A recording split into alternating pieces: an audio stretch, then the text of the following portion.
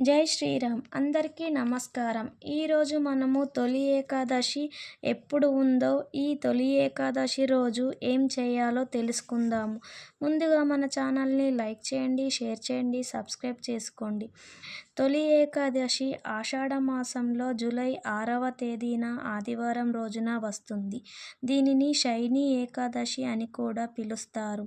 ఈ తొలి ఏకాదశి రోజున శ్రీ మహావిష్ణువు పాలకడలిలో యోగినిద్రలోకి వెళ్తాడు.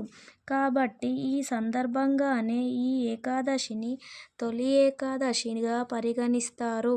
ఈ తొలి ఏకాదశి ఎప్పుడు ప్రారంభం అవుతుంది అంటే 5వ తేదీన శనివారం సాయంత్రం 6:23 ప్రారంభం అవుతుంది. తరువాత ఆదివారం సాయంత్రం 8:27 ముగుస్తుంది. ఈ సమయంలో స్వామివారికి నైవేద్యం పేలాల పిండి నైవేద్యంగా సమర్పిస్తే చాలా మంచి జరుగుతుంది.